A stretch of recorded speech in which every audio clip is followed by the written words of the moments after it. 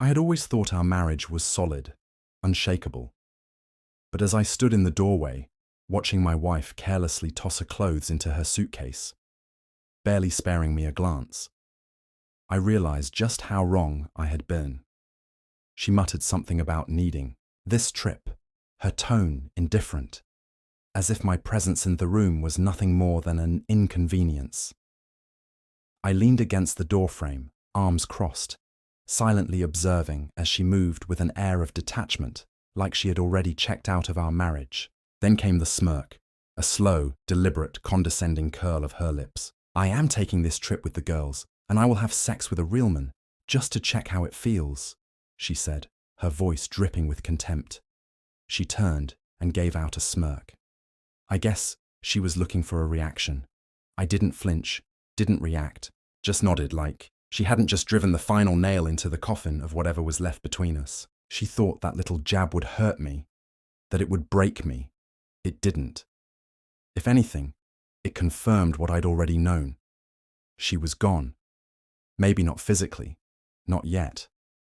But the woman I'd married, the one who used to look at me like I was her, whole world, had left a long time ago. And the worst part, I had seen it coming. It started small, subtle, the kind of shifts in behavior that could be chalked up to work stress or a rough patch in the marriage. At first, I dismissed it, convinced myself. It was nothing, but then the signs became harder to ignore. She started dressing differently, paying extra attention to her appearance, even when she was supposedly just meeting her girlfriends for brunch. "Babe, you look nice," I had said once, watching her slip on a pair of heels she hadn't worn in years. "Thanks," she replied quickly, barely looking at me as she adjusted her lipstick in the mirror. Something about the way she said it made my stomach twist, but I let it go. Then came the phone. Once casually left on the counter, it was now glued to her hand, face down every time I walked into the room. Notifications silenced. A new passcode that she forgot to tell me she had. "Hey, what's your passcode?" I had asked one evening as she scrolled through her phone, her thumb moving rapidly across the screen. She didn't even look up. "Oh, I changed it. Yeah, what is it?" She hesitated just for a second. "I'll tell you later." But later never came. And when I asked again, she had excuses. "Oh, babe, it's just a girls' chat, you'd be bored." That was always her response when I asked who she was texting. Her tone light, dismissive, as if my curiosity was some minor inconvenience. When I questioned the sudden secrecy, she would sigh, roll her eyes and brush it off. "Work is crazy right now. I need a little escape," she'd say, her fingers still tapping away at her phone. Then, with a knowing smirk, she'd add, "Don't be that husband, okay?" At first, I convinced myself I was being paranoid. I loved her. I trusted her. That's what marriage was, right? Trust. But then the girls' nights became more frequent, stretching later and later into the night. She would come home with a glow that wasn't from laughter or good company. It was something else entirely. Her eyes sparkled, her lips slightly swollen. Like she had been kissing someone. Had fun? He asked once, watching her kick off her heels as she stumbled through the door. She hummed, her voice lazy, distracted. She didn't look at me, didn't touch me. And her laughter, it had changed. It was softer now, secretive, like she was sharing an inside joke that I wasn't part of. The woman who used to beg me to stay up late watching Netflix, to lie in bed with her. Just 5 more minutes now barely spared me a glance when she walked through the door. And then one night I overheard her. I wasn't trying to snoop. I had gotten up for a glass of water, padding quietly down the hall, when I heard her voice in the living room. Low, hushed, affectionate in a way that sent ice through my veins. It froze just outside the doorway, my grip tightening around the glass as it listened. "I can't wait," she whispered, a teasing lilt in her tone, one I hadn't heard in years. Silence, then a quiet giggle. "I'll make up for it, I promise," she murmured. He has no idea. Something in my stomach twisted. The kind of deep sinking dread that you can't ignore. It should have stormed in, should have confronted her right then and there. But I didn't, because in that moment, something inside me clicked. She wasn't just sneaking around. She thought she was outsmarting me. She thought I was just some naive, oblivious husband who would sit around clueless while she ran off with her little secret. She thought she had one. And that's when I knew this wasn't about catching her. This was about destroying her. So I played my part well. I was the devoted, unsuspecting husband. I smiled, kissed her goodbye when she left for her so-called girls' nights, and never once let on that I knew. I let her think she had the upper hand. Right up until the day she packed her bags. "Are you sure you don't need help booking your hotel?" I asked, feigning concern as I leaned against the doorway. She barely looked up from her phone, waving me off like I was an afterthought. "No, we already have everything figured out." She didn't know I had already checked her browser history, had already seen the hotel reservation, under a single name, his name. She didn't know I had found her flight confirmation, tucked away in her trash folder like a secret she thought she had buried deep enough.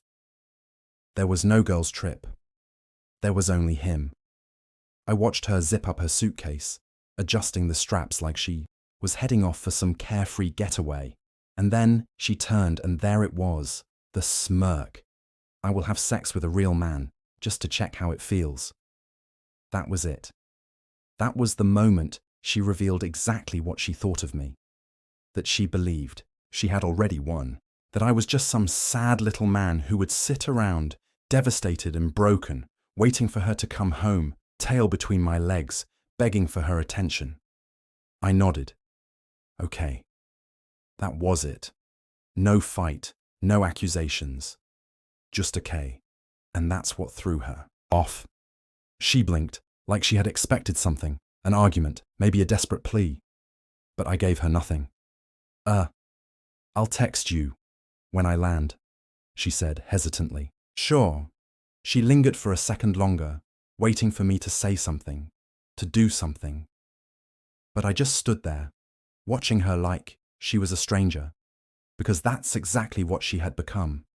She hesitated, then rolled her eyes, grabbed her suitcase, and walked out the door. "Don't wait up." She tossed over her shoulder, and then she was gone, fully believing she had pulled off the perfect betrayal. She had no idea, because while she was boarding her flight, I was already one step ahead. The moment she walked out that door, she stopped being my wife. I wasn't going to sit around mourning the loss of my marriage. No, I was moving, calculating, setting the wheels in motion for a reckoning she'd never see coming. She thought she was playing me, but I had already flipped the script. I started with the money. We had a joint account. Big mistake on her part. She had gotten comfortable using it for household expenses, vacations, and more recently, luxury items that I knew damn well weren't for me. I had been preparing for this moment weeks before she even packed her bags. Quietly, methodically, I'd started transferring my paycheck into a private account, one she didn't have access to. I let the joint account sit there, untouched, waiting for her to get too comfortable. And now, with her gone, I drained it, not illegally, of course. I wasn't stupid. I left exactly half, just enough to stay within legal bounds. But the moment she tried to use our card for a fancy dinner with her real man, she'd be in for a nasty surprise. I wasn't done. I froze her credit cards. She had her own, but I had been the one paying off the balances. Not anymore. The moment she maxed it out, that was on her. She wanted to be independent. She could have it. Then, I changed every password, bank accounts, utilities, even streaming services. It wasn't about pettiness, okay, maybe a little, but mostly, it was about cutting her off completely. She wanted a new life. She could go ahead and live it, but she wasn't going to waltz back into my house like nothing had happened. I needed to make sure she had no way back in. That's where my lawyer came in. I had scheduled the appointment weeks ago, back when I first started noticing the late-night texts, the secret smiles, preemptive self-defense, good instincts. My lawyer had said when I laid everything out for him, let's make sure she doesn't take you for a ride by the time she landed at her little rendezvous. I had already filed for divorce. Irreconcilable differences, no fault state. The paperwork was just waiting for my signature. But I didn't stop there. My lawyer had drafted up an emergency motion to temporarily remove her from the home. Since the house was in my name only, all I had to do was prove she was living elsewhere. And once she shacked up with her lover, she would have zero claim to the property. She was walking into a legal minefield, and she didn't even know it. I needed proof. Sure, I could have confronted her, screamed in her face, demanded she admit what we both already knew. But I wanted something solid, something undeniable, not just for the divorce, to make sure it was bulletproof in my favor, but to leave her with no room to twist the narrative. That's where my private investigator came in. I had hired him 3 weeks ago, right after overhearing one of her late-night phone calls. He was good, the kind of guy who could follow someone without ever being noticed. He'd already sent me pictures, her and him, laughing, holding hands, checking into a hotel room when she was supposed to be ATA work dinner. But I needed more, so I waited. While she was away, my pie tracked their every move, from the airport to their sort, to the fancy restaurant where they openly kissed over dinner. By the time she was clinking wine glasses with her real man, I had everything I needed. A full report, time-stamped photos, and a beautiful little highlight reel of her betrayal sitting in my inbox. This wasn't just revenge. This was a masterpiece in the making. Now came the best part, getting her out of my home. I wasn't about to let her walk through my front door like nothing happened.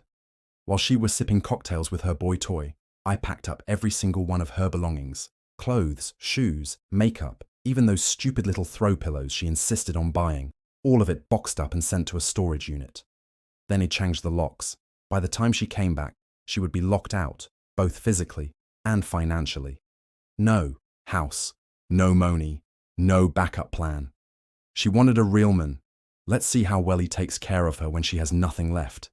I didn't text her while she was away, didn't call, didn't check in. I wanted her to believe I was sitting at home, waiting for her like some pathetic, clueless husband. That's why, 2 days before she was due to return, I sent one simple text. Hope you're having fun. Can't wait to see you when you get back. She responded, almost immediately. Of course, babe. I miss you. Can't wait to be home. Fake. So fake. She'd no idea that by the time she got home, her entire world would be flipped upside down. She thought she was coming back to the same situation, a clueless husband, a comfortable house, and an easily to slide back into. Instead, she was about to walk straight into the reckoning of a lifetime. She landed at the airport at 6:42 p.m. I knew because I had set an alert for her flight, not because I missed her, God no, but because I wanted to watch everything unfold in real time. PM, hey babe, just landed, can't wait to see you, can you pick me up? I smiled. She really thought she could just slide back into her life like nothing had happened. 4:45 p.m, the first red flag. She called. I let it ring. She called again. Voicemail. I could picture her standing outside baggage claim, phone in hand, frowning as she realized I wasn't coming. Maybe she thought I had fallen asleep or simply forgotten to pick her up. But she wasn't worried yet. Not really, not until she tried to use her credit card for an Uber. Declined. Maybe she thought it was a glitch. Maybe she figured she'd just check her banking app and transfer some money over.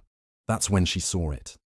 The joint account, the one she assumed would be waiting for her, was nearly empty. She still had some money left, but it wasn't enough to cover the kind of lifestyle she had grown used to. That's when I finally texted back. Figure it out. At 8:30 p.m, she made it home. It took longer than expected, but that's what happens when you suddenly have to pay for your own ride. The Ring camera caught it all. She strolled up to the front door, suitcase in hand, wearing her expensive designer sunglasses and that same arrogant smirk she had when she left. She reached for the door handle and stopped. Her brow furrowed. She jiggled the handle. Then she pulled out her keys, slid one into the lock, and nothing. She tried again and again. Her movements became frantic.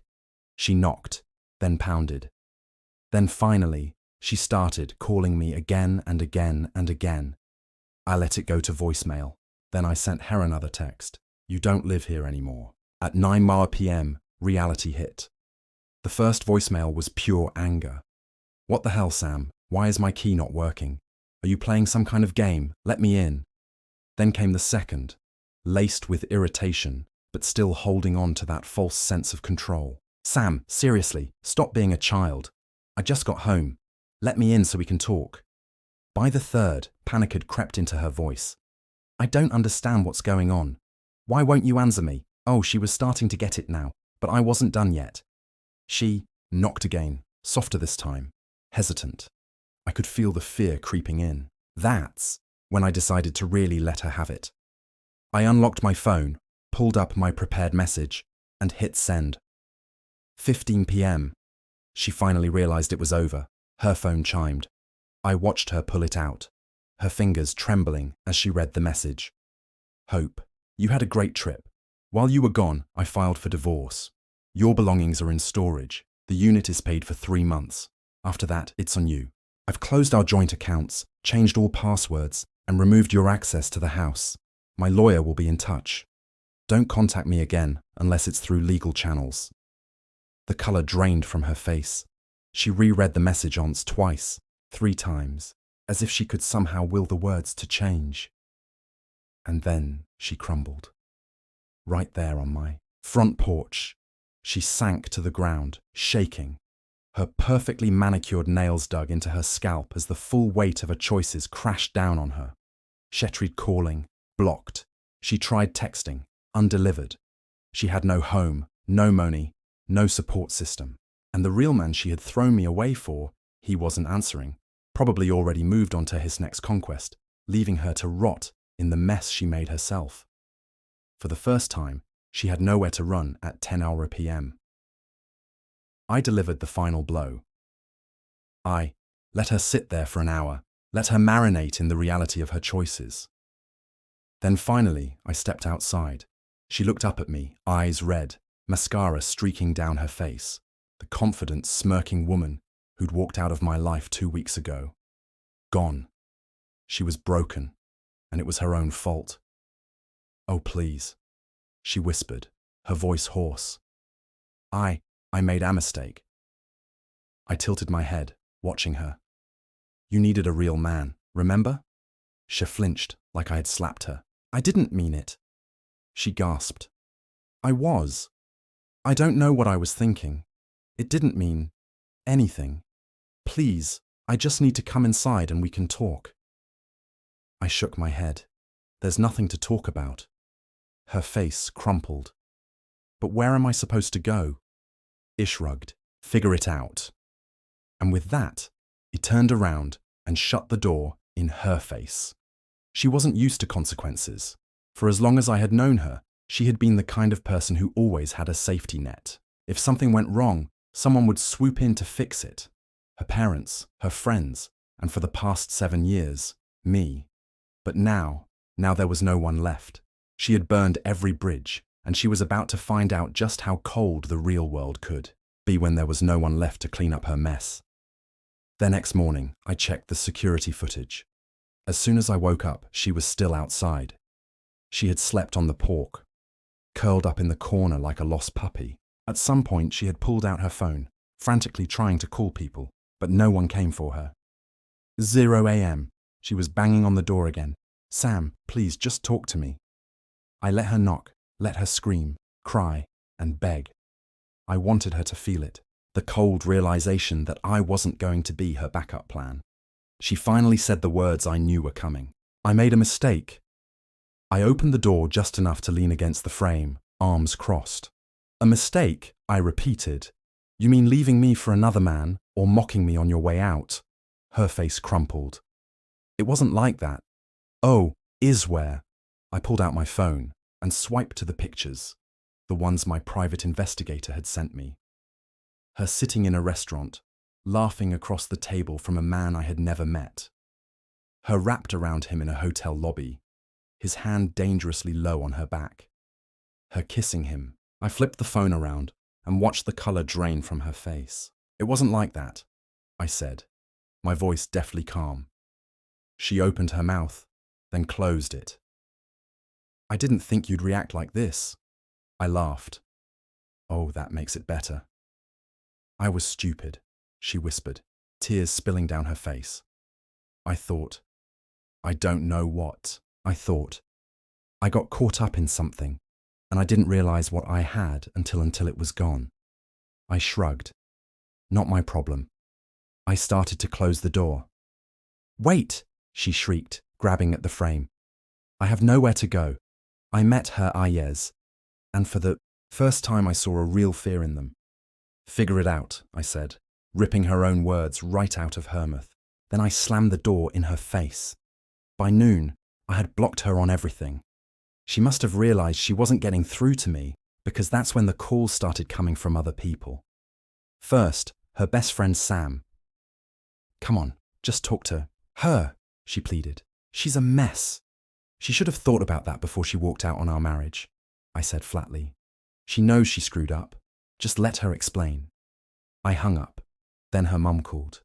Honey, I know things are difficult, but marriage is about forgiveness, she said, her voice gentle.